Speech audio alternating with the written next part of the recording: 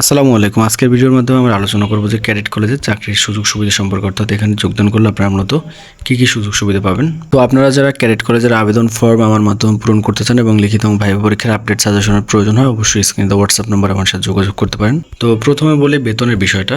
তো আপনারা জানেন মূলত এখানে গ্রেড অনুযায়ী বেতন দেওয়া হবে। তো সেক্ষেত্রে কোন গ্রেডে আপনি নিয়োগ পাবেন সেটার উপর নির্ভর করবে আপনার বেতন। আপনার বেসিকের পাশাপাশি বাসা ভাড়া, চিকিৎসা ভাতা, অন্যান্য যত ধরনের ভাতা আছে সকল ভাতা দেওয়া হবে, অর্থাৎ সরকারি নিয়ম অনুযায়ী কিন্তু বেতনের সাথে সব ধরনের ভাতা দেওয়া হবে।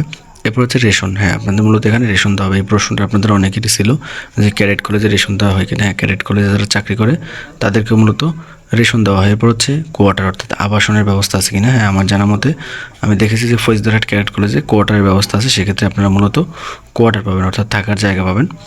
তো সেক্ষেত্রে আপনারা চাইলে কিন্তু ভিতরে, অর্থাৎ ক্যাডেট কলেজের ভিতরে কোয়ার্টার আছে, কোয়ার্টারে থাকতে পারবেন। এরপর হচ্ছে যে বিষয়টা সেটা হচ্ছে যে পেনশন পাবেন কিনা। যেহেতু এটা একটা স্বায়ত্তশাসিত প্রতিষ্ঠান, তারপরও যেহেতু এটা বাংলাদেশ সেনাবাহিনী পরিচালিত প্রতিষ্ঠান, সেই হিসেবে মূলত সরকারি নিয়ম অনুযায়ী এখানেও কিন্তু পেনশনের ব্যবস্থা আছে, অর্থাৎ আপনার চাকরি শেষে আপনি কিন্তু এখানে পেনশন পাবেন এবং আপনাদের অন্য যত ধরনের সুবিধা আছে সরকারি চাকরিজীবীদের মতো সব ধরনের কিন্তু সুযোগ সুবিধা এখানে দেওয়া হবে, অর্থাৎ বেতন, রেশন, পেনশন, কোয়ার্টার, চিকিৎসা, অর্থাৎ যত ধরনের সুবিধা আছে যোগদান করলে সব কিছু সুবিধা পাবেন।